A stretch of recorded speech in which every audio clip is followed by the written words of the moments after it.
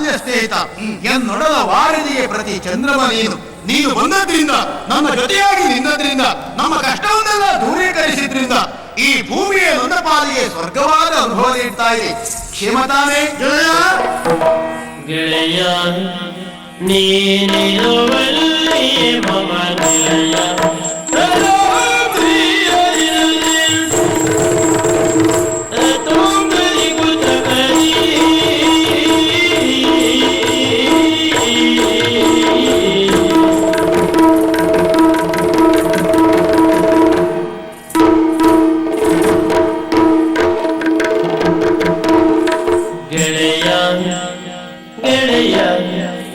ಗೆಳೆಯ ನೀನಿರುವಲ್ಲಿಯೇ ಮಮ ನಿಲಯ, ಮಮ ನಿಲಯ ನೀನಿರುವಲ್ಲಿಯೇ ಮಮ ನಿಲಯ, ಮಮ ನಿಲಯ ಜೊತೆಗಿರುವೆನೋ ಅದಲು ಪ್ರಳಯ, ಜೊತೆಗಿರುವೆನೋ ಅದಲು ಪ್ರಳಯ ತಿಳಿಯುತ್ತ ಬಂದೆನು ನಿನ್ನೇನವನನು ಬಳಿಯುವೆನು ಕೆಲಕಾಲವ ಬೇಳೆ, ತಿಳಿಯುತ್ತ ಬಂದೆನು ನಿನ್ನೇನವನ ಬಳಿಯುವೆನು ಕೆಲಕಾಲವ ಕೇಳು, ತಿಳಿಯುತ್ತ ಬಂದೆನು ನಿನ್ನೇನವನ ಬಳಿಯುವೆನು ಕೆಲಕಾಲವ ಕೇಳೆ ಗೆಳೆಯ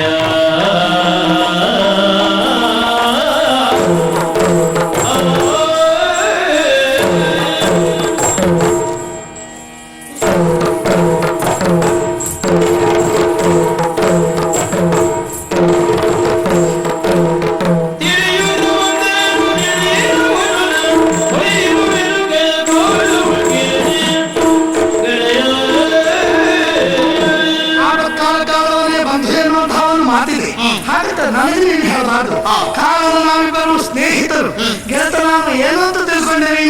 ದೇಹದಲ್ಲಿ ಹಸ್ತಗಳು, ಲೋಚನದಿ ರೆಪ್ಪೆಗಳು, ಕಾರ್ಯಗೈಯುವ ತೆರೆದಳು ಯಾವಾತನು ಮಿತ್ರನಿಗೆ ಕಷ್ಟದಲ್ಲಿ ಓಡಿ ಬಂದು ಒದಗುತ್ತಾನೋ ಅವನೇ ನಿಜವಾದ ಗೆಳೆಯ. ಮೈಗೆ ನೋವಾದ್ರೆ ಕೈಗೂ ವಿಚಾರ ಮಾಡ್ಲಿಕ್ಕೆ ಹೇಳ್ಬೇಕಾ, ಕಣ್ಣಿಗೆ ಕಸಬಿದ್ರೆ ರೆಪ್ಪೆಗೆ ಬಿಡ್ಲಿಕ್ಕೆ ಹೇಳ್ಬೇಕನು. ಸ್ನೇಹ ಸಂಬಂಧವೂ ಹಾಗೆ, ಅದು ಅವಿನಾಭಾವ ಸಂಬಂಧ. ಎಲ್ಲೋ ಇದ್ದ ಗೆಳೆಯ ಕಷ್ಟದಲ್ಲಿ ಸಿಕ್ಕಿದಾಗ ನಿಜವಾದ ಗೆಳೆಯನಿಗೆ ಅರ್ಥ ಆಗ್ತದೆ. ಒಡಲ ಸಂವೇದನೆ ಎನ್ನುವುದು ಅದನ್ನೇ. ಇದಕ್ಕಿದ್ದಂತೆ ವೇದನೆ ನನಗೆ ಕಾರಣ ನಿನ್ನ ಕಷ್ಟಕಾಲ ಅಂತ ಗೊತ್ತಾಯಿತು. ನಿನ್ನ ನೆನಪಾದಾಗ ನಾನು ಕೇಳಿದ ತಿಳಿದ ಸುದ್ದಿ ಏನು ಗೊತ್ತೇ, ಈ ಪ್ರಾಚೀನ ಭವನದಲ್ಲಿ ನಿನ್ನ ಯಾಜಮಾನ್ಯದಲ್ಲಿ ನವೀನವಾಗಿ ಗೃಹ ಪ್ರವೇಶ ಆಗ್ತಾ ಇದೆ ಎಂದು ಎಂದೋ ಎಲ್ಲೋ ಈ ಭವನದ ಕುರಿತು ನನಗೆ ಕೇಳಿದ ನೆನಪಾಯಿತು. ಸಡಗರದಲ್ಲಿ ಪಾಲ್ಗೊಳ್ಳೋಣ ಅಂತ ಓಡೋಡಿ ಬಂದೆ. ಅದು ಸಕಾಲದಲ್ಲಿ ಬಂದೆ. ನಾನು ಯಾರಾದ್ರೂ ಬರುತ್ತರ ಆಗ್ತಿತ್ತು, ಯಾವ್ಯಾವ್ದೆಲ್ಲ ಹೆಚ್ಚು ಹೋಗ್ತಾ ಇತ್ತು, ಯಾರ್ಯಾರು ಪುರಾಣ ಎಲ್ಲ ಹೋಗ್ತಿತ್ತು ಗೊತ್ತಾ. ದೇವರು ದೊಡ್ಡವನು ಅಂತ ಅನಾಹುತಕ್ಕೇನು ಅವಕಾಶ ಮಾಡಿಕೊಳ್ಳಿಲ್ಲ. ಸಕಾಲದಲ್ಲಿ ಕರೆಸಿದ, ಇಲ್ಲಿಯ ಕ್ಷೇಮವನ್ನು ಉಳಿಸಿದ. ಗೆಳೆಯ ಕೇಳು ನಿನ್ನ ಗೆಳೆಯನ ಅಂತರಂಗದ ಮಾತೇನು ಅಂತ ಹೇಳು. ನಾನು ನಿನ್ನ ಗೆಳೆಯ, ನೀನೆಲ್ಲ ಇರು ನನಗದು ಗೆಳೆಯ. ನಿನ್ನೊಂದಿಗೆ ನಾನಿದ್ದಾಗ ಆಗಿ ಹೋಗಲಿ ಪ್ರಳಯ. ಭಯಗಳಿಗೆ ಪ್ರಳಯ,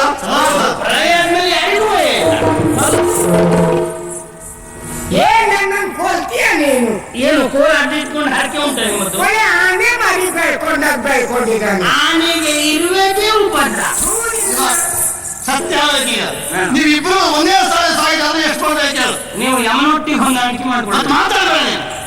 ಏನ್ ಹಿಡ್ಕೊಂಡು ಬಂದೇವು? ಒಂದೇ ಶರೀರ ಸಾಕಿತ್ತು, ಇದೊಂದು ಶರೀರ ನಿಮ್ಮ ಆರೋಗ್ಯಕ್ಕಾಗಿ ತಂದದ್ದು ಮಾವ. ಮುಳ್ಳನ್ನು ಮುಳ್ಳಿನಿಂದಲೇ ತೆಗಿಬೇಕಲ್ಲ. ಅದು ಮಾತಿದ್ದದ್ದು ಹೌದು, ಆದ್ರೆ ಈ ಮುಳ್ಳುಗಳು ಮಾತ್ರ ಒಂದರಿಂದ ಒಂದು ತೆಗಿಲಿಕ್ಕೆ ಸಾಧ್ಯವಿಲ್ಲ. ಈ ಎರಡೂ ಮುಳ್ಳು ಸೇರಿ ಇನ್ನೊಬ್ಬರಿಗೆ ಚುಟ್ಟಿ ಅವನಿಗೊಂದು ಏರಿ ಅವ ಸಾಯ್ಬೇಕು ಬಿಟ್ರೆ ಇವನು ಏನೂ ಆಗುದಿಲ್ಲ. ಮತ್ತೆ ನೋಡ್ತಾನೆ ಈಗ ನಿಮ್ಮ ಕಲ್ಯಾಣವನ್ನು ಹಾರ್ದಿಕವಾಗಿ ಒಪ್ಪಿದ್ದೇವೆ. ಹೇಳಪ್ಪ, ಆ ಪಕ್ಕವಾಗಿ ಒದಗಿ ಬಂದಿರುವಂತಹ ವ್ಯಕ್ತಿ ನೀವಿಬ್ರು ಗೆಳೆಯರಂತೂ ಗೊತ್ತಾಯ್ತು, ಆದ್ರೆ ಪರಿಚಯಕ್ಕೆ ಸಾಕಾಗಲಾದ ಶ್ರೀಕಾಂತ್. ಹೌದು ಮಾವ, ಅವನನ್ನು ಪರಿಚಯಿಸಬೇಕು ಅಂತಾದ್ರೆ ಒಂದೆರಡು ಶಬ್ದವೋ ಒಂದೆರಡು ವಾಕ್ಯದಲ್ಲಿಯೂ ಸಾಧ್ಯ ಇಲ್ಲ. ಯಾಕೆಂದ್ರೆ ಅಂತ ಘನ ವಿಶಿಷ್ಟ ವ್ಯಕ್ತಿತ್ವ ಆತನದ್ದು. ವಿರೋಧಿಗಳ ಪಾಲಿಗೆ ಈತ ನಾಗರ ಹಾವು. ಈತನ ಜೊತೆಯಲ್ಲಿ ಸ್ನೇಹ ಸಂಪಾದಿಸಿರುವಂತಾದ್ರೆ ಅದು ಎಂದೆಂದಿಗೂ ಬಿಡಿಸಲಾಗದೇ ಇರುವ ಬಂಧನ. ನಂಬಿಕೊಂಡವರ ಪಾಲಿಗೆ ಈತ ಯಾವತ್ತಿಗೂ ದೇವ. ಪ್ರತಿ ದಿವಸವೂ ಈತನ ಜೊತೆಯಲ್ಲಿ ನಮ್ಮೆಲ್ಲರಿಗೂ ಒದಗಿ ಬರಬೇಕು ಸುಪ್ರಭಾತ. ವರ್ಷದಲ್ಲಿ ಒಂದು ದಿವಸ ಈತ ನಮ್ಮ ಪಾಲಿಗೆ ಒದಗಿ ಬರ್ತಾನೆ ಅಂತಾದ್ರೆ ಆ ದಿವಸವೇ ನಮಗೆ ದೀಪಾವಳಿ. ಎಲ್ಲಿಯಾದ್ರೂ ಒಂದು ದಿವಸ ಒಟ್ಟಿಗೆ ಕಾಲ ಕಳೆಯುವ ಅವಕಾಶ ಸಿಕ್ಕಿದ್ರೆ ಅದುವೇ ನಮ್ಮ ಪಾಲಿಗೆ ಹಬ್ಬ. ಪ್ರಪಂಚದಲ್ಲಿ ಇಂಥವರೆಲ್ಲ ಬಹಳಷ್ಟು ಜನ ಸಿಗ್ತಾರೆ ಅಂತ ಭಾವಿಸಬೇಡಿ. ಇಂಥವರೆಲ್ಲ ಸಿಗುವುದಿದ್ರೆ ಕೋಟಿಗೊಬ್ಬ. ಮನಸ್ಸು ಮಾಡಿದಂತಾದ್ರೆ ಈತ ಎಲ್ಲಿಗೂ ಯಾರಿಗೂ ಆದ ಯಜಮಾನ.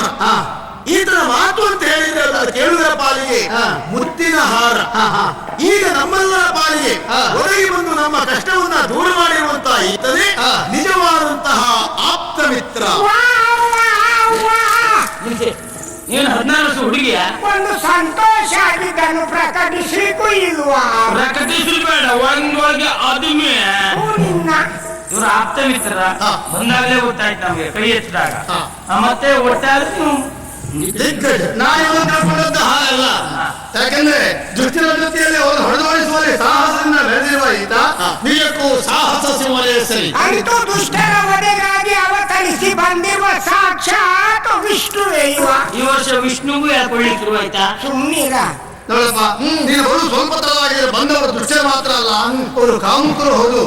ಮನೆಯಲ್ಲಿ ನನ್ನ ಹೆಣ್ಣು ಮಕ್ಕಳಿದ್ರು, ಮದುವೆ ಆಗಿರುವಂತಹ ತ್ರಿವೇಣಿ ಬೇರೆ, ವಯೋವೃದ್ಧಾದಂತಹ ನಮ್ಮಮ್ಮ ಬೇರೆ. ಅವ್ರು ಎಂತ ಕಾಮುಕರಾದ್ರು ಎಷ್ಟೇ ಬರ್ತಾರ ಇದ್ರು ಈ ನಿಮ್ಮ ಹಳೆ ಅಮ್ಮಮ್ಮ ಬೇಕಾ ಇವರಿಗೆ? ಬಾಯಿ ಹುಚ್ಚ, ನನ್ನನ್ನೆಲ್ಲ ಈ ಪ್ರಾಯದಲ್ಲಿ ಯಾರು ನೋಡ್ತಾರಂತ ಹೇಳ್ಬೇಡುವ. ಅಲ್ಲ, ನಿಮ್ಗೊಂದು ತಲೆಬಿಸಿ ಉಂಟು ಅಂತ ಗೊತ್ತಾಯ್ತು. ಇವ್ರು ಬೇಕಾ ಎನ್ನುವುದು ತಲೆಬಿಸಿ. ಕಾಮುಕರು ಹೌದು ಎಂಬಲ್ಲಿಗೆ ಅದರ ಹೊರತಾಗಿ ಬೇರೆಯೂ ಹೌದು. ಅದು ದರೋಡೆ ಮಾಡುವವರಿಗೆ ವಯೋಮಿತಿಯು ತಡೆ ಆಗ್ತದೆ. ಸಂಬಂಧ ಮುಖ್ಯ ಅಲ್ವಾ? ಅವ್ರು ನನ್ನನ್ನೇನ್ ಮಾಡ್ತಾರೆ? ನಾನು ನಮ್ಮ ಯಜಮಾನಿಗೆ ಕೈ ಎತ್ತಲಿಕ್ ಬಿಡ್ಲಿಲ್ಲ, ಅವ್ರೇನು ಮಹಾ. ಯಜಮಾನ್ರಿ ಕೈ ಎತ್ತಲಿಕ್ ಬಿಡದೆ ಹೋದ್ರೆ ಇವ್ರು ಹುಟ್ಟಿದ ಹೇಗೆ ಅನ್ನೋ ಪ್ರಶ್ನೆ ಆಗುದಿಲ್ವಾ? ಅದಕ್ಕೆ ನೀವು ಆಗಾಗ ಕೈ ನನ್ನ ಮಗ ಹೇಳುದಾ? ಅಮ್ಮ ಅವ ಏನ್ ಹೇಳ ನಿಮ್ಮನ್ನ ವಿಶ್ವರೂಪ ದರ್ಶನ ಏನಾಯ್ತು? ಹೇಳಿ ಆತ್ಮಹತ್ಯೆ ಮಾಡ್ಕೊಳ್ಬೇಕು ನಾವು. ನಾನೇ ತಲೆ ಬಿಸಿ ಮಾಡ್ಕೊಳ್ಳಿಲ್ಲ, ನೀನ್ ಯಾಕೆ ಹಾರ್ಕೊಳ್ತಿ? ನೋಡಪ್ಪ, ಮೊದಲಾಡುವ ಮಾತು ಕೇಳಿದ್ಯಾ? ಹೆಣ್ಣು ತೆರಿಗೆ ಕಟ್ತಾಳೆ, ಗಂಡು ಕುಳಿತು ಕಟ್ತಾನಂತ. ಎಲ್ಲಿಂದಲೋ ಒಂದು ನೀನು ನಮ್ಗೆ ಉಪಕಾರ ಮಾಡಿದ್ರು ಸತ್ಯ. ಅಷ್ಟಕ್ಕಾಗಿ ಒಂದು ಊಟ ಮಾಡಿ ಇವತ್ತೇ ಹೊರಟು ಹೋಗ್ತೀಯ. ನನ್ನನ್ನು ಬೇಗ ಕಳಿಸುವ ಪ್ರಯತ್ನ. ಗಂಡು ಕುಳಿತು ಕಟ್ಟ ಎನ್ನುವ ಮಾತಿರುವುದು ಸತ್ಯ. ಅದರ ನಿಜಾರ್ಥವು ಹೀಗೆ: ಉದ್ಯೋಗವೇ ಇಲ್ಲದೆ ಗಂಡು ಕೂತಾಡ್ತಾದ್ರೆ ಕೆಡ್ತಾನೆ ಎನ್ನುವುದು ಧ್ವನಿ. ನಾನು ಹಾಗೇನೂ ಅಲ್ಲ, ಉದ್ಯೋಗಕ್ಕೆ ಬಿಡುವು ಮಾಡಿಕೊಂಡು ಒಂದು 10 ದಿನ ಇಲ್ಲಿ ವಿಶ್ರಾಂತಿ ಪಡೆಯೋಣ ಅಂತ. 10 ದಿವಸ ಹೇಳಿದ್ರು ಕಡಿಮೆ ಆಯ್ತು. ಕೆಲವು ಕಾಲ ಇಲ್ಲೇ ಮತ್ತೊಂದು ವಿಚಾರ, ಸರಿಯಾದ ವಯಸ್ಸು ಕೂಡಿ ಬಂದಿದೆ. ಒಂದು ಒಳ್ಳೆ ಹೆಣ್ಣನ್ನು ನೋಡಿ ಮದುವೆ ಮಾಡಿರ್ತೇನು? ಮದುವೆ ಆಗಬೇಕಾದ್ರೆ ಕಂಕಣದಲ್ಲೂ ಕೂಡಿ ಬರ್ಬೇಕು. ನನಗೆ ಯೋಗವೇ ಬರಲಿಲ್ಲ. ದೇವರು ಆದಷ್ಟು ಬೇಗ ಕರುಣಿಸಿ. ಸರಿ ಹೇಳು. ಏನ್ ಕೇಳಿದ್ಯಾ? ಹೇಳಿದ್ಯಾ? 10 ದಿವಸ ಇರ್ತಾನಂತೆ, ಮದುವೆ ಯಾರಿಲ್ಲ, ಪ್ರಾಯದಲ್ಲಿ ಹೆಣ್ಣು ಮಕ್ಕಳಿದ್ದಾರೆ. ಏನ್ ಕಥೆ? ವಿನೋದಕ್ಕೆ ಅಂತ ನೀನೊಂದು ಮಾತಾಡಿದ್ರೆ ಅದನ್ನೇ ಗಂಭೀರವಾಗಿ ಸ್ವೀಕಾರ ಮಾಡ್ತಾ ಇದ್ದಾರೆ. ಮದುವೆ ಬೇರೆ ಆಗದೆ ಇದ್ದವ 10 ದಿನ ಬೇರೆ ನಮ್ಮನೇಲೆ ಉಳ್ಕೊಳ್ತಾನೆ. ನನಗೆ ಪ್ರಾಯಕ್ಕೆ ಬಂದ 2 ಹೆಣ್ಮಕ್ಳು ಮನೇಲೆ ಇರ್ತಾವ್ರೆ. ಇನ್ನೇನು ಗೊತ್ತಿದ್ದೇವ್ರೆ ಅಂತ ವಿಚಾರ ಮಾಡ್ತಾರೆ. ನೆಲ್ಲೆ ಮಾತಾಡಂತಂದ್ರೆ ಬೊಬ್ಬೆ ಹಾಕಿ ಸಾಯ್ತಾರೆ. ಅವ್ನು ಕೇಳಿಕಪ್ಪ ಎಲ್ಲ ವಿಷಯ ಗೊತ್ತಾಗ್ತದೆ. ನೋಡುವಾಗ ಎಂತೆಂತ ಸ್ವಭಾವದ ಗಂಡು ಮಕ್ಕಳು ಇರ್ತಾರೆ ಅಂತ ಹೇಳಲಿಕ್ಕೆ ಆಗುದಿಲ್ಲ. ನಮ್ಮನೆ ಹೆಣ್ಮಕ್ಳು ಸರಿ ಇದ್ರೆ ಯಾರೇನಿಂದ ಏನಾಗ್ತದೆ? ಈ ವಯಸ್ಸಿನಲ್ಲಿ ನಿಮ್ಮ ಅಮ್ಮನೂ ಅನುಮಾನಿಸ್ಲಿಕ್ಕೆ ಆರಂಭ ಮಾಡಿದ್ರು. ಎಂತೆಂತ ಸ್ವಭಾವದ ಹೆಣ್ಣು ಮಕ್ಕಳು ಇರ್ತಾರಂತ ಹೇಳಿಕ್ ಬರುವುದಿಲ್ಲ. ನಮ್ಮನೆ ಹೆಣ್ಮಕ್ಕಳು ಸರಿ ಇದ್ರೆ ಬಂದವ ಏನ್ ಮಾಡ್ತಾನೆ ಅಂತ ಅಲ್ವಾ? ಅದರಿಂದ ವಿಷಯ ಬಿಟ್ಟು ನಿಮ್ಮ ಮನಸ್ಸಿನಲ್ಲಿದ್ದನ್ನೆಲ್ಲ ವಿಜಯ ತಿಳ್ಕೊಂಡಂತ ಆಶ್ಚರ್ಯ ಆಗಿರಬಹುದು ಅಲ್ವಾ? ಒಬ್ಬ ವ್ಯಕ್ತಿಯ ಮುಖವನ್ನ ಕಂಡು ಆತ ಮನಸ್ಥಿತಿಯನ್ನು ಅರ್ಥ ಮಾಡಿಕೊಂಡು ಹೇಳುವಂತಹ ಸಾಧ್ಯತೆ ಇರುವುದರಿಂದ ಆತ ಒಬ್ಬ ಮನಃಶಾಸ್ತ್ರಜ್ಞ. ಹೌದಾ? ಇಲ್ಲಂತೂ ಇರುವವರೇ ಎಲ್ಲ ಒಟ್ಟಾಗಿರುತ್ತೆ. ಅವನೇ ಇರುವವರ? ಓ, ಇವನು ಇಲ್ಲೇ ಇರುವವನ? ಹಾಗಾಗಿ ಇರುವ ವರ್ಷಗಳನ್ನು ಮಾತ್ರ ನೀವು ಆಲಿಸಬೇಕು ಮತ್ತೆ ಪಾಲಿಸಬೇಕು.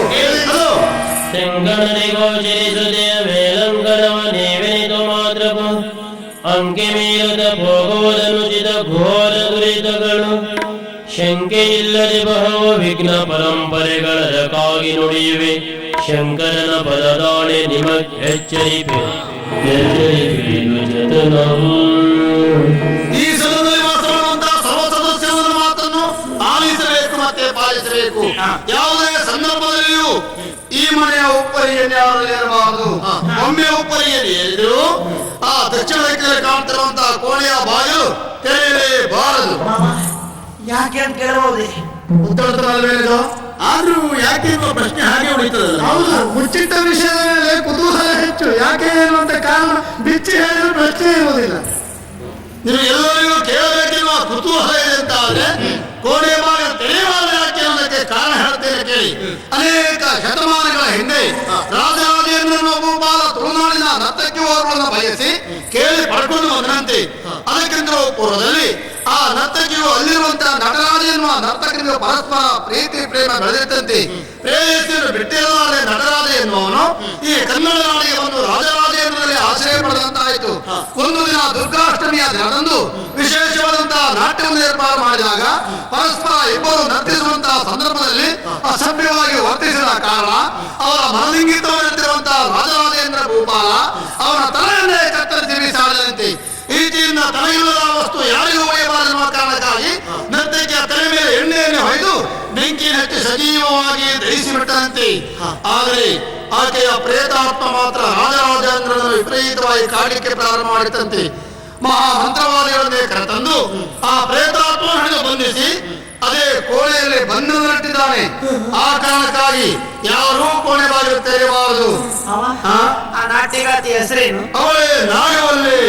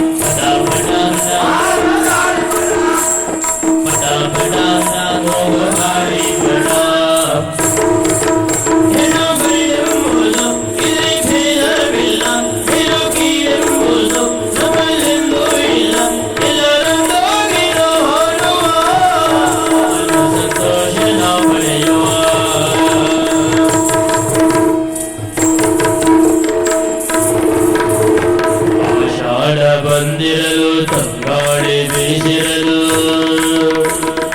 ಆಷಾಢ ಬಂದಿರಲು ತಂಗಾಡಿ ಬೀಸಿರಲು ಎಲ್ಲರೊಂದು ಗೂಡಿರಲು ಎದುರುಗಟ್ಟಿ ಜೋಡಿಸಲು ಎಲ್ಲರೊಂದು ಗೂಡಿರಲು ಎದುರುಗಟ್ಟಿ ಜೋಡಿಸಲು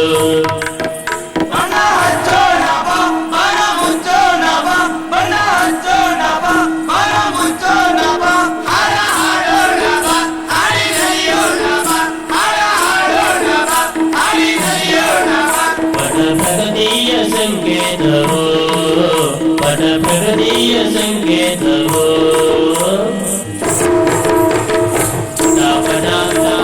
ಗಾಳಿ ಪದ ಪದ ಪದ ಗಾಳಿ ಪದ ಬಣ್ಣ ಹಚ್ಚೋಣವ ಹಾಲ ಮುಚ್ಚೋಣವ ಹಾಲ ಹಾಡೋಣವ ಹಾಡಿ ಹರಿಯೋಣವ ಪದ ಪ್ರಗತಿಯ ಸಂಕೇತವೋ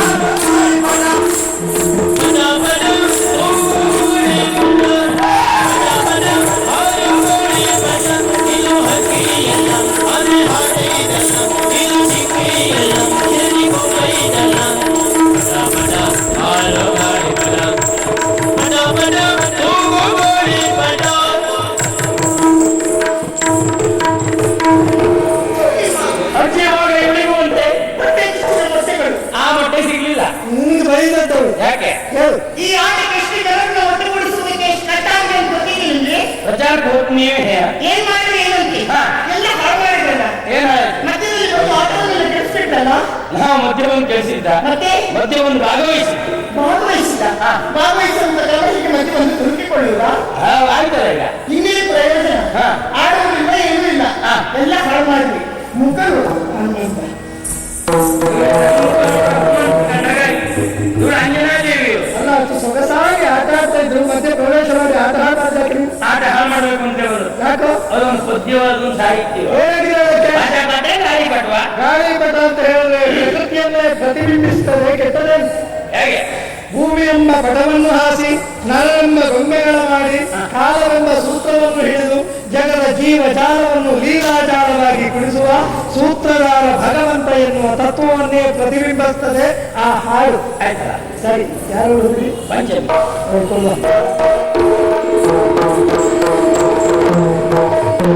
ಕೌನ ಸುಧಾರಸ ಋತುಮಾನರ ಮಾನಸ ವೀಣೆಯ ಬೀಜುರವಿ ಮಾನೆಯ ಬಿನುದರಿಂದಲೇ ಮೆರೆವಳು ಮಾನದಿ ನಿತ್ಯ ರೋರಿ. ನನ್ನನ್ನು ಬಿಟ್ಟು ಹೋಗ್ಬೇಡಿ, ನಾನು ಬಂದೆ. ಅಜ್ಜಿ, ಇಲ್ಲಿ ಯಾಕೆ ಬರ್ಲಿಕ್ಕೆ ಹೋದ್ರಿ? ಏನ್ ಹೇಳ್ತೀರಿ ಹೇಗೆ ಹೇಳ್ತೀರಿ ನೋಡುವ ಅಂತೇಳಿ. ಹೌದಾ, ಒಳ್ಳೇದು. ಏನ್ ಮಗ ಏನ್ ನೀವು ಸಂಗೀತ ಆಡ್ತಾ ಇದ್ದೀರಲ್ಲ? ನಮ್ ಕಾಲದಲ್ಲಿ ಎಲ್ಲ ಒಂದ್ ಸಂಗೀತ ಇತ್ತು, ಅದ್ರ ಅಂದವೇ ಬೇರೆ ಮಗ. ನೀವು ಸಂಗೀತವನ್ನು ಅಭ್ಯಾಸ ಮಾಡಿದ್ದೀರಾ? ಅಭ್ಯಾಸ ಅಂದ್ರೆ ಏನು? ಭಾಗವತರ ಅಪ್ಪ ಏನು ನಾನು ಕೂತ್ಕೊಂಡು ಶುರು ಮಾಡಿದ್ರೆ ರಾತ್ರಿ ಬೆಳಗಾಗಿದ್ದೆ ನಮ್ಗೆ ಗೊತ್ತಾಗ್ತಿರ್ಲಿಲ್ಲ. ಆಮೇಲೆ ಯಾರೋ ಬಂದು ಎನಿಸ್ಕೊಂಡು ಹೋದ್ಮೇಲೆ ಬೆಳಗಾಗಿದೆ ಅನ್ನೋ ಪ್ರಜ್ಞೆ ಮೂಡ್ತಿತ್ತು. ಅಜ್ಜಿ, ವಾ. ನಿಮ್ಮ ಹಳೆ ಕಾಲ ಸಂಗೀತವನ್ನು ನೀವು ನೆನಪಿಸುವಾಗ ನಿಮ್ಮ ಸಂಗೀತ ಒಮ್ಮೆ ಕೇಳಬೇಕು ಅಂತ ಆಸೆ ಆಗ್ತದೆ. ಮೆಲ್ಲ ಮೆಲ್ಲನೆ ಬಂದಾನೆ ಗೋಪಮ ಕೇಳ, ಮೆಲ್ಲ ಮೆಲ್ಲನೆ ಬಂದಾನೆ, ಮೆಲ್ಲ ಮೆಲ್ಲನೆ ಬಂದು ಪಟಕ್ಕೆಂದು ಮುದ ಕೊಟ್ಟು, ಮೆಲ್ಲ ಮೆಲ್ಲನೆ ಬಂದು ಪಟಕ್ಕೆಂದು ಮುದ ಕೊಟ್ಟು, ನಿಲ್ಲದೆ ಒಡಿಬೋದ ಕೊಳ್ಳಿಗೆ ಬುದಿ ಬೇಳೆ, ಮೆಲ್ಲ ಮೆಲ್ಲನೆ ಬಂದಾನೆ. ಅಜ್ಜಿ, ಹಾಡಿದೆಲ್ಲ ಸರಿ, ಆದ್ರೆ ಈ ಹಾಡಿನ ಸಾಹಿತ್ಯವೆಲ್ಲ ನೀವು ಬದಲು ಮಾಡಬಾರ್ದಿತ್ತು. ಎಲ್ಲಿ ಬದಲಾಯಿತು? ಹಾಗಲ್ಲ ಹೇಳುವುದು. ಮತ್ತೆ ಹೇಗೆ ಹೇಳುವುದು? ಎಲ್ಲಕ್ಕೆ ಮುತ್ತ ಕೊಟ್ಟು ಬಾಯಿ ಮುಚ್ಕೊಂಡು ಸುಮ್ಮನೆ ಭಾಗವತರ ಅಪ್ಪನಿಗೆ ತಿಳಿದದ್ದು ನೀನಾ ನಾನಾ?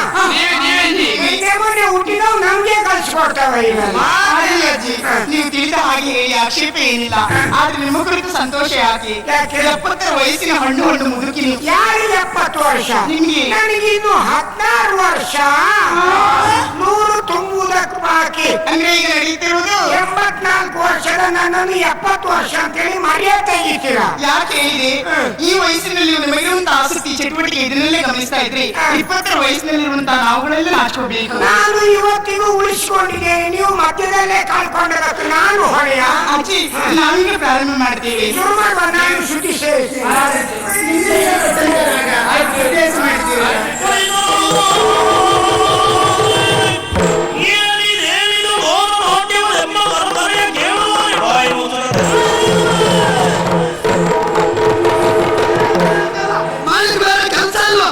ಬೆಳಗಾಗುವ ಮೊದಲೇ ಕಾಗೆಗುಡಿಗೆ ಕಲ್ಲು ಹೊಡೆದವರು ಯಾರು ಅಂತ ವಿಚಾರ ಮಾಡಿದೆ. ನಿಮ್ಮ ಕರ್ತವ್ಯ ಕೇಳಕ್ಕಾಗುವುದಿಲ್ಲ. ನಿಲ್ಲಿಸಿ. ಸಂಗೀತವೇ ಕಟ್ಟಿರೆ ನಿಮ್ಮದ್ದು ಹೀಗೆ ಗಾನ ನಾಟ್ಯವೆಂಬುದು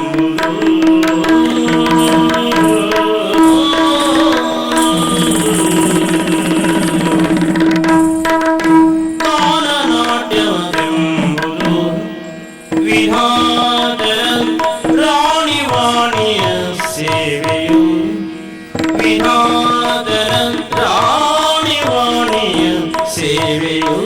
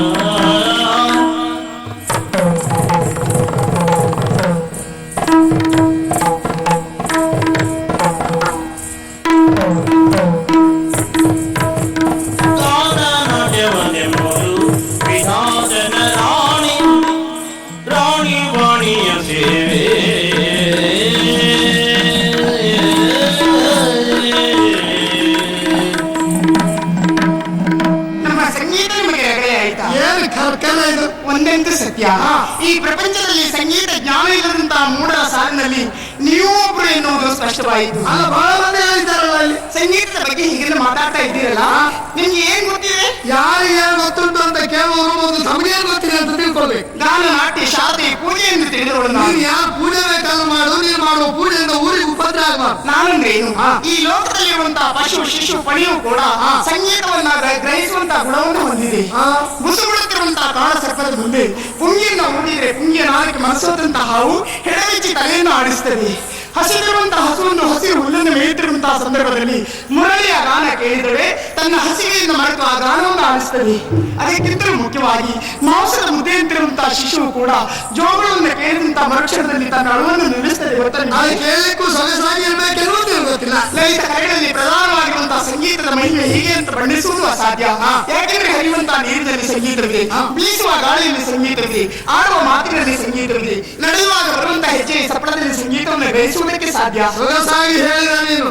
ಗ್ರಹಿಸುವ ಗುಣ ಉಂಟು ಅಂತ ಅಂದ್ರೆ ಅಲ್ಲೆಲ್ಲವೂ ಸಂಗೀತವನ್ನು ಗ್ರಹಿಸಲಿಕ್ಕಾಗ್ತದೆ. ಮತ್ತು ನೀನು ರಗಳೆ ಯಾರಿಗಬೇಕು? ಅದೇ ಹೇಳಿದ್ದು. ಪ್ರಕೃತಿಯಲ್ಲಿ ಲೀನವಾಗಿರುವಂತಹ ಪಶು ಪಕ್ಷಿಗಳು ತಿಳಿದಿರುವಂತಹ ಈ ಸಂಗೀತ ಮನುಷ್ಯರಾಗಿ ನೀವು ತಿಳಿಯಲಿಲ್ವಲ್ಲ ಅಂತ ಬೇಸರ ಆಗ್ತಾ ಇದೆ. ಮನುಷ್ಯರಾಗಿ ನೀನು ಹಾಡಿಲ್ಲ ಅಂತ ಹೇಳಿ ಏನ್ ಮಾಡ್ಲಿಕ್ಕೂ ಆಗುದಿಲ್ಲ. ಮಾತೊಂದಿದೆ, ಕತ್ತೆಗೆ ಕಸ್ತೂರಿಯ ಪರಿಮಳ ತಿಳಿಯುವುದಿಲ್ಲ, ಕೋಳಿಗೆ ವೀಣೆ ನಾದ ರುಚಿಸುವುದಿಲ್ಲ. ಆಕ್ಷೇಪಿಸ್ತಾ ಇದ್ದೀರಲ್ಲ, ಹೇಳುವುದಕ್ಕೆ ನೀವ್ಯಾರು? ಬಡವನ ಸಿಟ್ಟು ದವಡೆಗೆ ಮೂಲ ನೆನ್ಪಿಟ್ರು. ಗೊತ್ತು ನನಗೆ. ನೀನು ಈ ಮನೆ ಕೆಲಸದ ಆಳು. ಏನಾಯ್ತು? ಶ್ರೀಕಾಂತ ನನ್ನ ಗೆಳೆಯ. ನನಗೆ ಇಷ್ಟ ಇಲ್ಲ ಅಂತ ಏನನ್ನೂ ಮಾಡುವನಲ್ಲ ಆತ. ನಿನ್ನಿಂದ ನನಗಿನ್ನೂ ತೊಂದರೆ ಆಗ್ತದೆ ಅಂತಾನೆ ಅವನಲ್ಲಿ ಹೇಳಿ ಮನೆಯಿಂದ ಓಡಿಸ್ಬಿಟ್ಟೆ ಜಾಗ್ರತೆ. ಓ, ಅದೇ ರೀತಿ ಇಷ್ಟು ಮಾತನಾಡುದ? ಹಾಗಾದ್ರೆ ಈ ವಿಚಾರದಲ್ಲಿ ನನ್ನ ನಿರ್ಧಾರ ಕೇಳಿ. ಸಂಗೀತವನ್ನು ಆರಾಧಿಸ್ತಾ ಇದ್ದವಳು ನಾನು, ಪ್ರಾಣಕ್ಕಿಂತಲೂ ಹೆಚ್ಚಾಗಿ ಪ್ರೀತಿಸ್ತಾ ಇದ್ದವಳು. ಅಂತ ಸಂಗೀತಕ್ಕೆ ಈ ಮನೆಯಲ್ಲಿ ಯಾರಿಂದಾದ್ರೂ ಭಂಗ ಬರ್ತದೆ ಅಂತಾದ್ರೆ ಸಂಗೀತಕ್ಕಾಗಿ ಮನೆಯಿಂದ ಬಿಟ್ಟು ಹೋಗುವುದಕ್ಕೂ ಸಿದ್ಧತೆ ನಾನು. ಹಣವರಕ್ಕೆ ಹೊಣೆ ಯಾರು ಆಗುವುದಿಲ್ಲ. ಕೆಲಸಕ್ಕೆ ಬೇರೆ ಮನೆ ನೋಡ್ಕೋ. ನಿಮಗೆ ಹೊಟ್ಟೆ ಕಿಚ್ಚು, ಒಳ್ಳೆಯದನ್ನು ನೋಡುವ ಬಯಸುವ ಗುಣ ಇಲ್ಲ. ಹಾಗೆ ತೋರಿಸ್ಬಿಡೋದು ನೀವು. ಅಲ್ಲಿ ಹೋದ್ರೆ ನನ್ನ ಮೇಲೆ ನೀವು ಯಾವ ರೀತಿ ಅಂತ ಸಿಟ್ಟಿದೆ. ಅಲ್ಲ, ಇಷ್ಟು ರಗಳೆ ಮಾಡ್ತೀರ ನೀನು. ಅದೇ ಯಾಕೆ ನನ್ನನ್ನು ಗೋಳಿಟ್ಕೊಳ್ತಾ ಇದ್ದೀರಾ? ಸಂಗೀತ ಸಾಧನ ಅಂತ ತಮೂರವನ್ನು ಕಷ್ಟಿಟ್ಟಿದ್ದೀರಿ. ಅದಿದ್ರಲ್ಲ ಆ ತಮೂರದ ತಲೆ ಕೂಡ ಏನಾದ್ರೂ ಗೊತ್ತಿದೆ ನಿಮ್ಗೆ? ನೋಡಿ, ಸಂಗೀತವನ್ನು ಈ ರೀತಿಯಾಗಿ ಕೀಳಾಗಿ ಕಾಣುತ್ತಿರುವುದು ಪರ್ಯಾಯವಾಗಿ ಇತ್ಯಾದಿ ದೇವತೆ ಅಂತ ಶಾರದೆ ಮಾಡುತ್ತಿರುವಂತಹ ಅವಮಾನವೇ ಸರಿ. ಇಂತಹ ನಿಮ್ಮನ್ನ ಆ ಶಾರದೆ ದೇವರಾಣಿಗೂ ಕ್ಷಮಿಸುವುದಿಲ್ಲ. ಏನೇನು ಜನ್ಮ ಎತ್ತಿ ಬಂದ್ರು ನೀವು ಯಾಕೆ ವಿದ್ಯಾಪತಿಯನ್ನು ಅನುಗ್ರಹಿಸುವುದಿಲ್ಲ? ಓಡು ಹಾಲಿಲ್ಲದಂತ ಪಶುವಿಂತ ಕಳೆ ನೀವು ಹಾಳಾಗಿ ಹೋಗ್ತೀರಿ, ನೀವು ಹಾಳಾಗಿ ಹೋಗ್ತೀರಿ.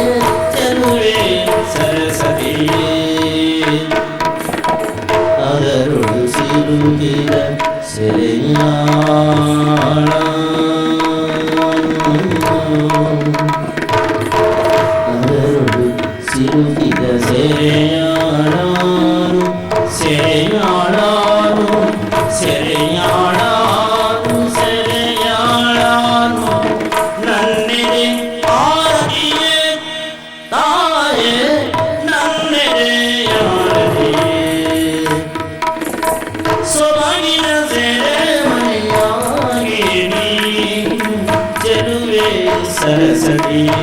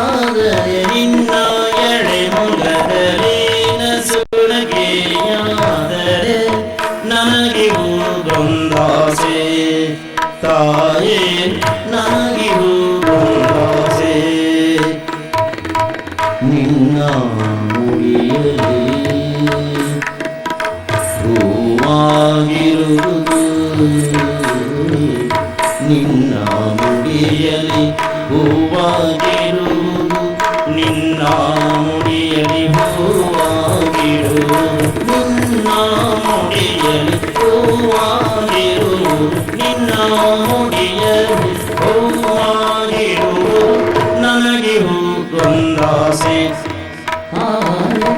ನನಗೆ ಹೂಗೊಂದಾಸೆ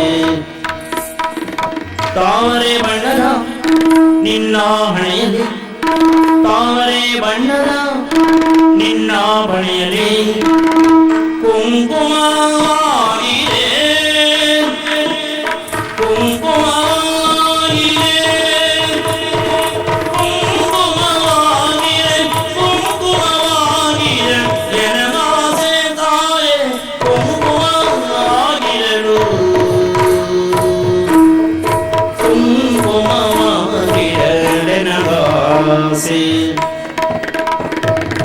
ಸೊಬಗಿನ ಸೆರೆಮನೆಯಾಗಿ ನೀನು ಚೆಲುವೆ ಸರಸ್ವತಿಯೇ ತಾಯೇ ಚೆಲುವೆ ಸರಸ್ವತಿಯೇ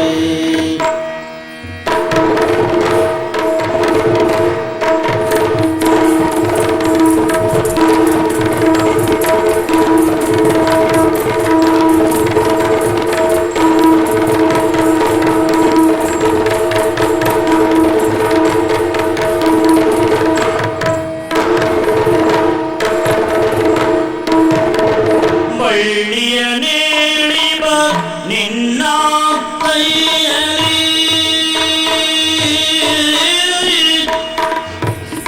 ಬಳ್ಳಿಯ ಏಳಿಬ ನಿನ್ನ ಕೈಯಲ್ಲಿ ಹೊಂಬಳೆಯಾಗಿರಲೆ ನಗಾಸೆ ಹೊಂಬಳೆಯಾಗಿರಲೆ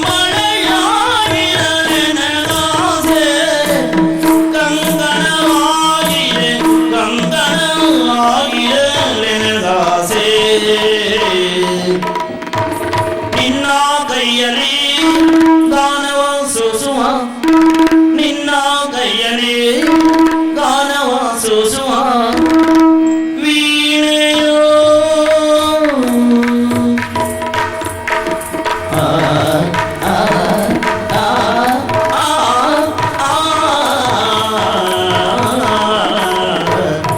ನಿನ್ನ ಕೈಯಲ್ಲಿ ಗಾನವ ಸೂಸುವ ವೀಣೆಯು ನಾನಾಗಿರುವ ಆಸೆ ವೀಣೆಯು ಕನದ ವೀಣೆಯು ನಾನಾಗಿರುವ ಆಸೆ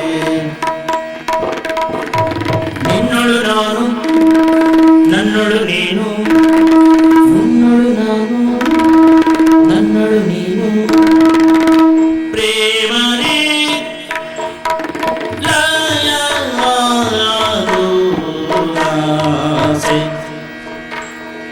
ನಿನ್ನಳು ನಾನು ನನ್ನಳು ನೀನು ನಿನ್ನಳು ನಾನು ನನ್ನಳು ನೀನು ಪ್ರೇಮನೇ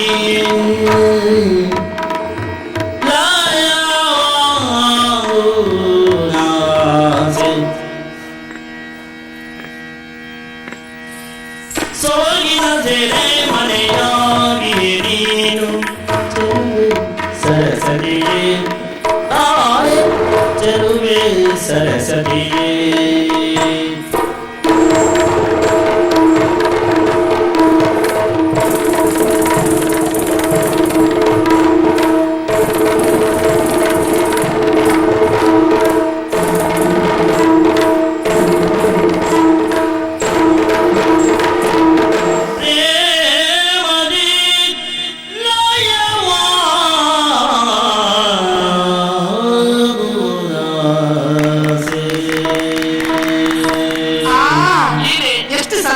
ಆಗ್ತಾ ಉಂಟು. ಯಾಕೆ? ಯಾಕೆಂದ್ರೆ ಏಕಕಾಲದ ಗಾಯನವಾದ ನರ್ತನವು ನಾವು ಇದುವರೆಗೂ ನೋಡಿದಿಲ್ಲ. ಸರಿ. ಈಗ ನೋಡಿದ್ಮೇಲೆ ಇದಕ್ಕಿಂತ ಸಂತೋಷ ಮತ್ತೇನ್ ಬೇಕು ಹೇಳು? ತಂಗಿ, ಇವ್ರು ನಮ್ಮ ಮನೆಗೆ ಬಂದು ಎಷ್ಟು ಸಮಯ ಕಳೆದು ಹೋಯ್ತು.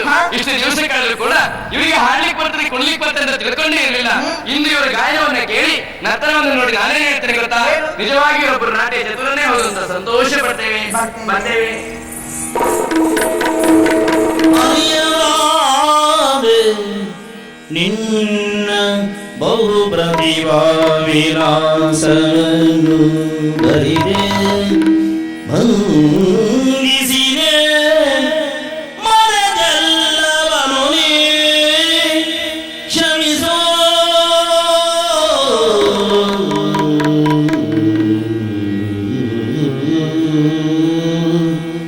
ಮರೆದೆಲ್ಲವನು ನೀ ಕ್ಷಮಿಸಲಾರೆ ವರಿದೆ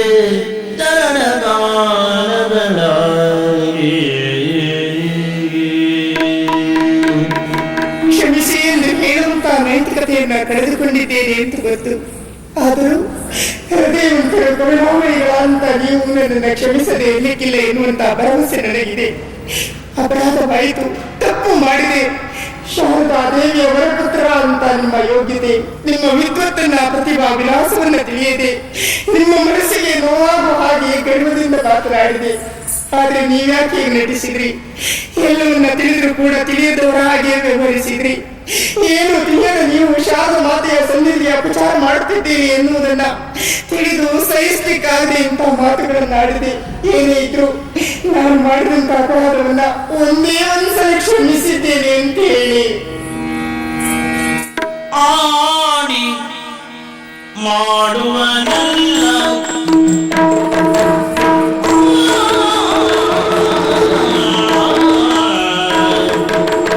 ಆಡಿ ಮಾಡುವನಲ್ಲ ವಚನವನಾಡಿ ಕೆಡುವವನಲ್ಲ ವಚನವನಾಡಿ ಕೆಡುವವನಲ್ಲ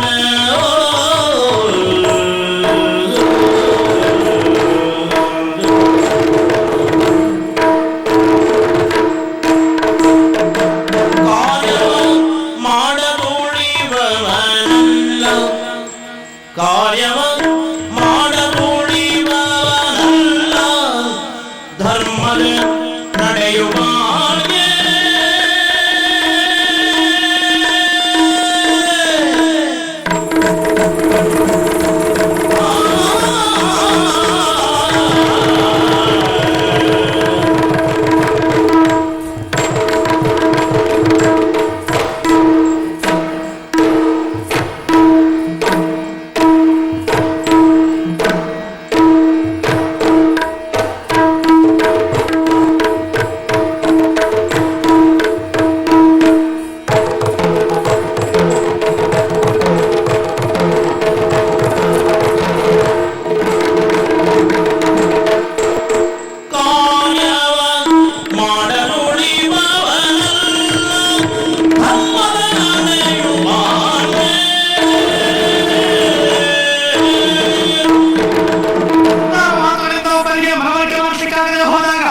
ಒಂದೇ ಒಂದು ಕೃತಿ ಮನ ಮುಟ್ಟಿಸ್ತದೆ ಎನ್ನುವುದು ನನ್ನ ಜೀವನಾನುಭವದಲ್ಲಿ ತಿಳಿದ ಸತ್ಯ ಸಂಗತಿ.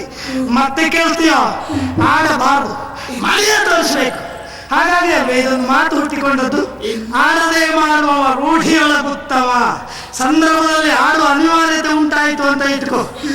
ಒಮ್ಮೆ ಆಡಿಬಿಟ್ಟೆ ಅಂತಾದ್ರೆ ಪ್ರಾಣ ಹೋದ್ರೂ ಚಿಂತೆ ಎಲ್ಲ ಮಾಡಿ ತೋರಿಸುವ ಜಯಮಾನ ನನ್ನದು.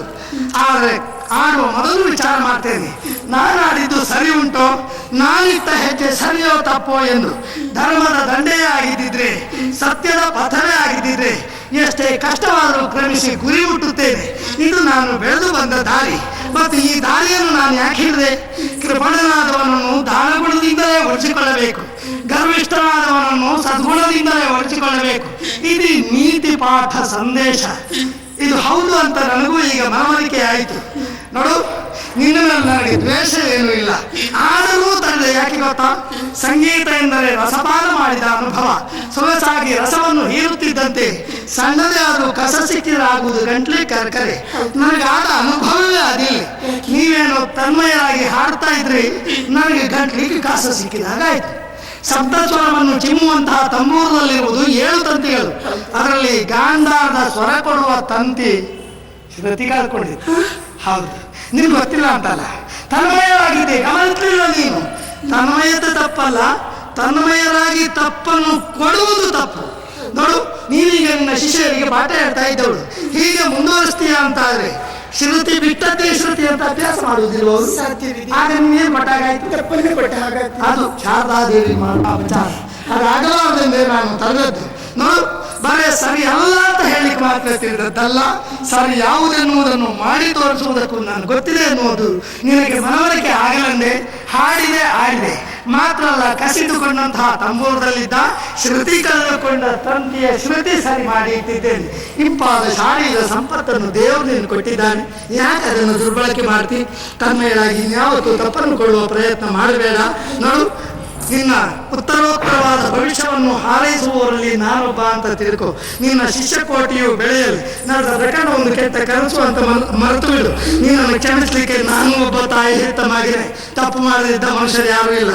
ಅದೆಲ್ಲ ದೊಡ್ಡ ವಿಷಯ ಅಲ್ಲ, ಬೇರೆ ಮಾಡ.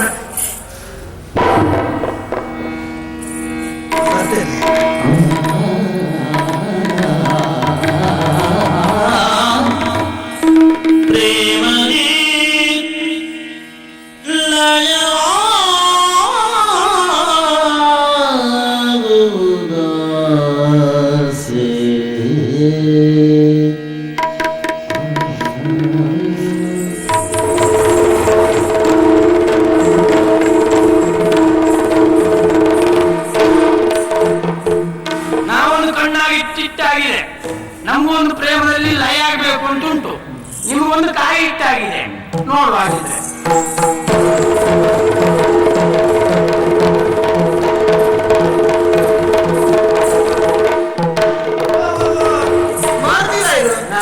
ಏನೋ ಹೇಳ್ಬೇಕು ಅಂತ ಬಂದ ಹಾಗುಂಟಪ್ಪ, ನಿಮ್ ಮುಖ ನೋಡಿದ್ರೆ ಹಾಗೆ ಅನಿಸ್ತದೆ. ಹೇಳೋದಾ?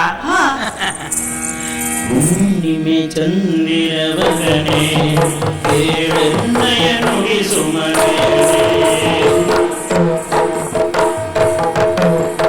ಹುಣ್ಣಿಮೆ ಚಂದಿರವಗನೆ ಕೇಳನ್ನಯ ನುಡಿ ಸುಮನಯನೆ.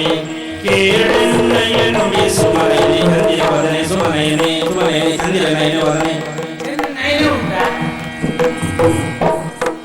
ಕಣ್ಣಲ್ಲೇ ಎನ್ನನು ಬರೆದೆ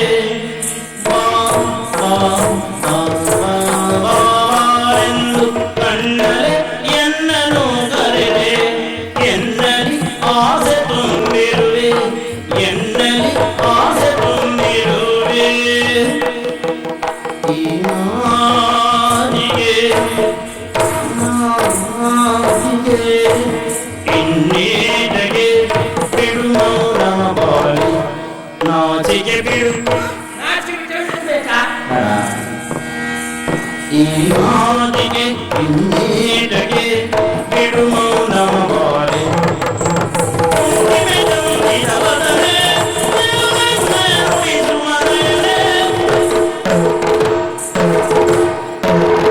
ನನ್ನ ಅಭಿಪ್ರಾಯ ಏನು ಅಂತ ಗೊತ್ತಾಯ್ತಲ್ಲ, ನಿನ್ನ ಅನಿಸಿಕೆ ಹೇಳ್ತೀಯ? ಕಳ್ಳ ಕದ್ದಿಯೇದಗೆ ನೀನು ಈ ಮುದ್ದೆಯಳ ಮನವನ್ನು.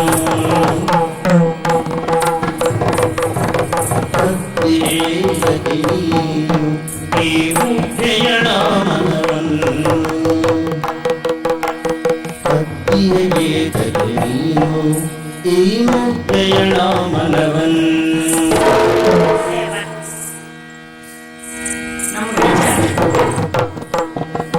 ದಿನರಾತ್ರಿ ಕನಸರಿ ನರಿವೆ, ದಿನರಾತ್ರಿ ಕನಸರಿ ನರಿವೆ.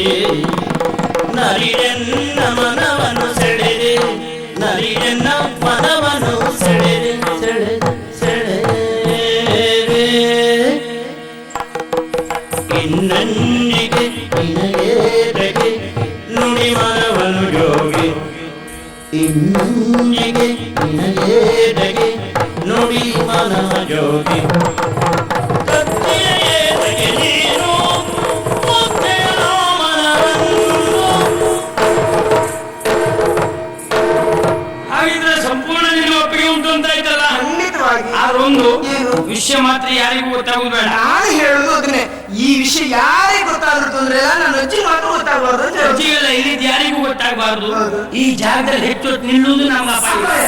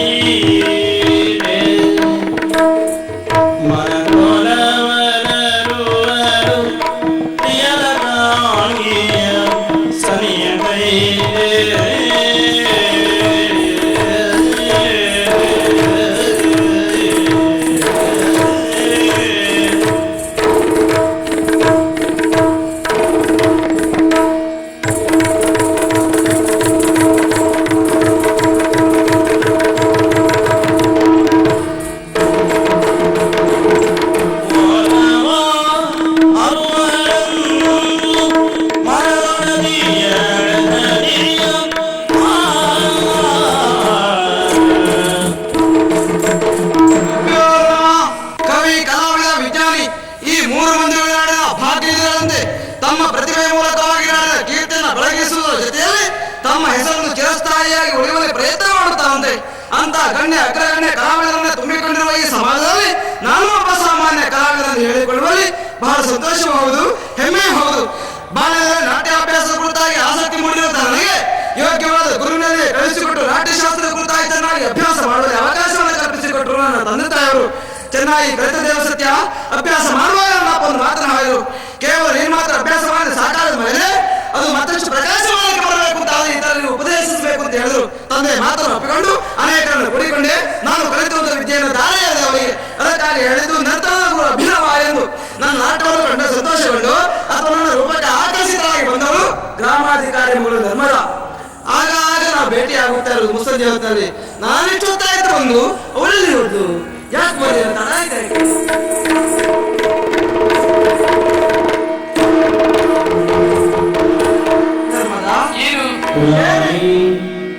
ಮುನಿಸಿದಗೆ ಬನ್ನಗಡೆ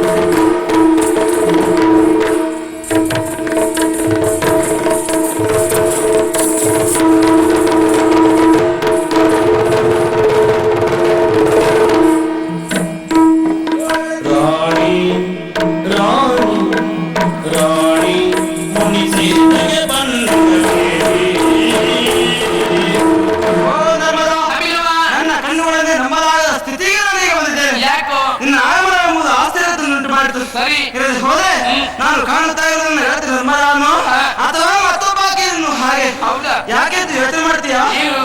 ಶ್ವೇತವಸ್ತ್ರ ದಾಳಿಯಾಗಿ ಈ ಪ್ರದೇಶವನ್ನು ಸೇರಿದ್ದಿ, ಜೊತೆಯಲ್ಲಿ ಯಾವತ್ತು ಬರುವ ಹಾಗೆ ಮುಖವೇ ಮೂರು ಅರಳಿಕೊಂಡಿಲ್ಲ, ಬಾಳಿದೆ ಬಸವಳಿದು ಹೋಗಿದೆ, ಸರಿ. ಉದ್ದೇಶ ಏನೋ ಮುಂಗತ್ತು ಮಾಡಿಕೊಳ್ಳೋದಕ್ಕೆ ಸಾಧ್ಯ ಇಲ್ಲ. ಹಾಗಂತ ಹೀಗಂತ ಯೋಚಿಸುವುದಕ್ಕೆ ಅವಕಾಶ ಇದೆ. ಏನು? ನಾನೆಲ್ಲಿ ಯಾವ್ದು ತಪ್ಪಿನ ಪಾಲಿಗೆ ಮಾತನಾಡಿದ್ರೆ ಹಾಗೆ ನೀನು ಮುನಿಸಿಕೊಳ್ಳುವುದು ಸ್ವಾಭಾವಿಕ. ಸರಿ. ನಿನ್ನ ಪಾಲಿಗೆ ಕೆಟ್ಟ ನುಡಿಯನ್ನಾಡಿದ್ದಿಲ್ಲ, ಇಲ್ಲ. ಮನವೊಲಿಸುವಂತ ಕೆಲಸ ನಾನು ಯಾವತ್ತೂ ಮಾಡುವಲ್ಲ. ಹಾಗಿದ್ರು ಈಗ ಯೋಚನೆ ಮಾಡ್ತಿದ್ದಾರೆ ನಾವಿಬ್ಬರು ಪ್ರೇಮಿಸುತ್ತಾ ಇದ್ದಂತ ವಿಷಯ ನಿನ್ನ ಅಪ್ಪನಿಗೆ ಗೊತ್ತಾಯ್ತು ಹೇಗೆ? ಅವ್ರು ಏನಾದ್ರು ಹೇಳಿದ್ರ? ಯಾಕೆ ಮೌನ ಹೇಳ್ಬಾರ್ದಾ? ಏನು ಅಂತ ಹೇಳಿ?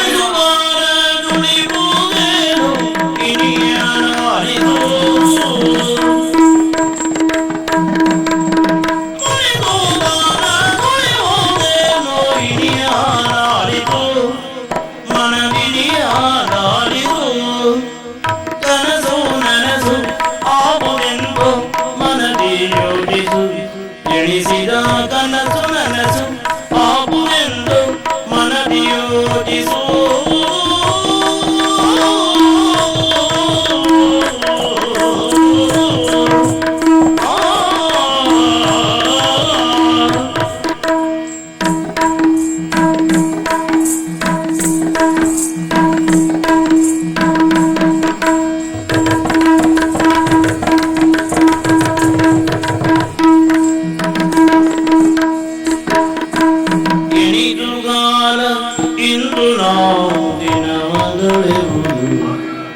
ಇನ್ನೆನಿದುಗಾಲ ಇಂದು ನಾವು ದಿನವಗಳೆವುದು ಮನದೊಳೆದು ಹೀರಿ ಶಂಗೆ ಮೂಡುತ್ತಿರುವುದು.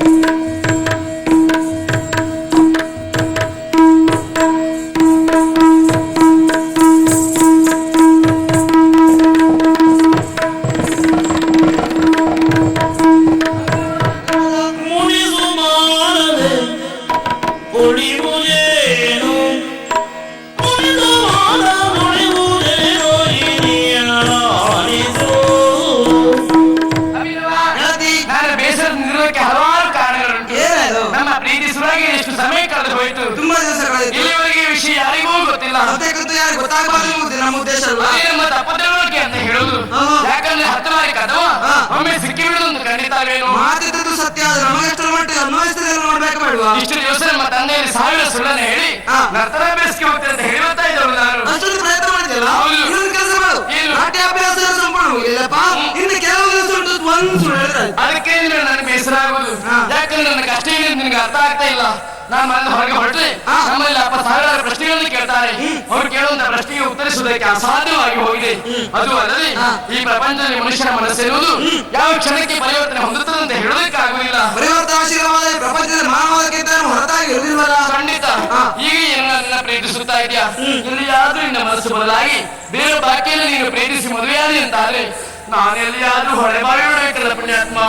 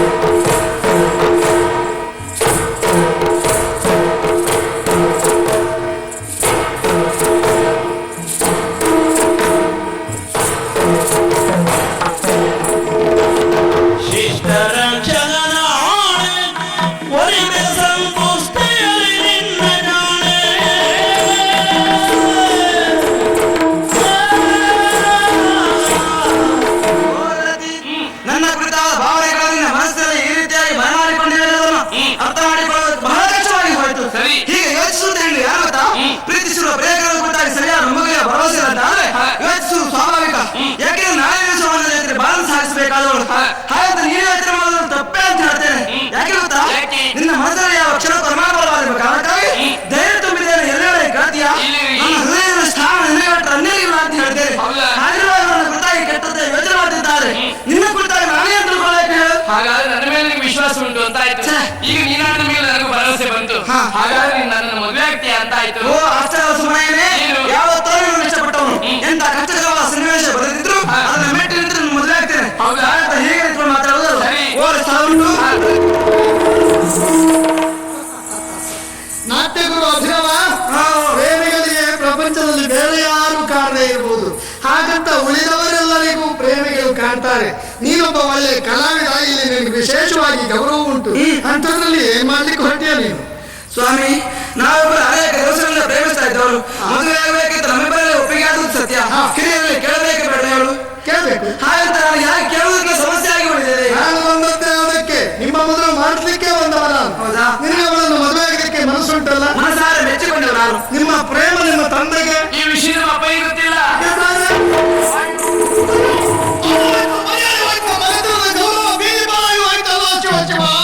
ನಿಮ್ಮ ಮಗಳು ಮದುವೆ ಒಪ್ಪಿದ್ದಾರೆ, ನೀವೊಂದು ಹೂ ಹಾಕಿಕೊಂಡಿದ್ದಪ್ಪ. ಅನ್ನ ಹಾಕಿದ್ದಕ್ಕೆ ನಾಲ್ಕು ಉಳ್ಕೊಳ್ಳೋಕೆ ಅವಕಾಶ ಕೊಟ್ಟಿದ್ದಕ್ಕೆ ನನ್ನ ಮಗಳ ಜೊತೆ ಪ್ರೀತಿ ಪ್ರೇಮ ಮದುವೆ ಶಿವ.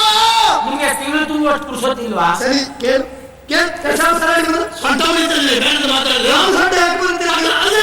ಕಣ್ಣೀರನ್ನಾದ್ರೂ ತಣಿಸಿ ಕುಡಿಬೇಕು. ಕೇಳ್ತೀರ ಮಾತ್ರ ನೀವು? ಎಲ್ಲ ಸಂದರ್ಭಕ್ಕೂ ಹೌದು. ನಿಮ್ಮ ಮಗಳು ಪ್ರೇಮಿಸ್ತಾಳೆ ಅಂತ ಹೇಳಿದೆ, ನನ್ನನ್ನು ಅಂತ ಹೇಳಿದೆ ನೀನು ಅಂತ ಕೇಳೋ ತಾನೇ ಬಂದಿದೆ. ನಾಟ್ಯ ಗುರು ಅಭಿನವ ಒಳ್ಳೆ ಕಲಾವಿದ ಗೊತ್ತಾಗಿದೆ.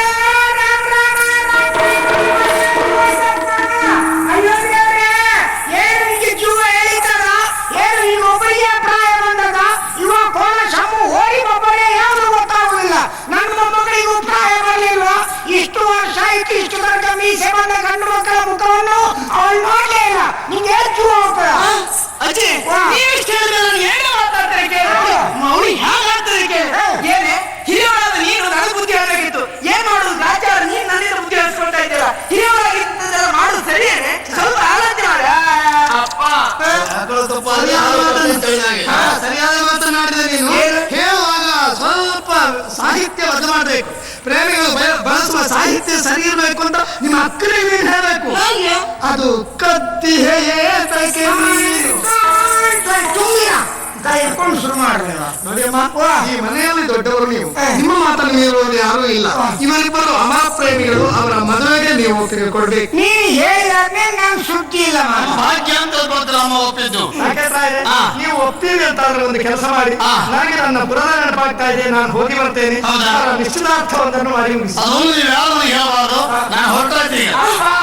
ಅಪ್ಪ ಬೇಸರ ಮಾಡಿಬಿಟ್ಟಿದೆ. ಸಣ್ಣ ಸಣ್ಣ ವಿಷಯಕ್ಕೆಲ್ಲ ಬೇಸರ ಮಾಡ್ಕೊಳ್ಳೋದಿಲ್ಲ ಅವ. ಬೇಸರ ಹೊರಟದಲ್ಲ, ಈ ಮನೆಯಲ್ಲಿ ಹೇಳೋ ಒಂದು ಪ್ರಕರಣ ನಡೆದೋಯ್ತು. ಹೌದಾ? ಅದಕ್ಕೆ ಕ್ಷಮೆ ಉಂಟು. ಮತ್ತೆ ಇಂಥದ್ದು ಇನ್ನೂ ಮತ್ತೆ ನಡೆದ್ರೆ ಬಹಳ ಕಷ್ಟ. ಹಾಗೆ ನಾವು ನಡೀತು ಅಂತ ನಾನು ಗುಂಡು ಹಾಯಿಸಿ ಬಿಡ್ತೇನೆ. ಯಾಕಂದ್ರೆ ಮತ್ತೊಬ್ಬರ ಮನೆ ಒಂದು ವ್ಯವಸ್ಥೆ ಆಗ್ಬೇಕಾ ಮಾಡುವ, ಅದಕ್ಕೆ ಹುಡುಗ ನೋಡಿ ಹೊರಟದ ನಾನು.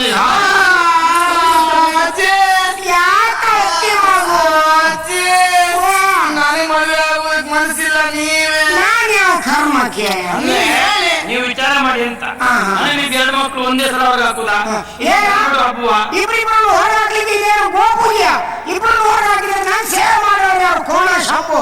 ಅಮ್ಮ, ನಾವೇನಾದ್ರು ಹೆತ್ತು ಕಡೆ ನಾವು ಮನೆಗಾರಲ್ಲ. ಆಯ್ತು, ನೀ ತಲೆ ಬಿಸಿ ಮಾಡ್ಕೊಂಡ್ರೆ ಅವಾಗ ನಿಂಗೆಲ್ಲ ವ್ಯವಹಾರ ಬನ್ನಿ ಹೋಗುವ.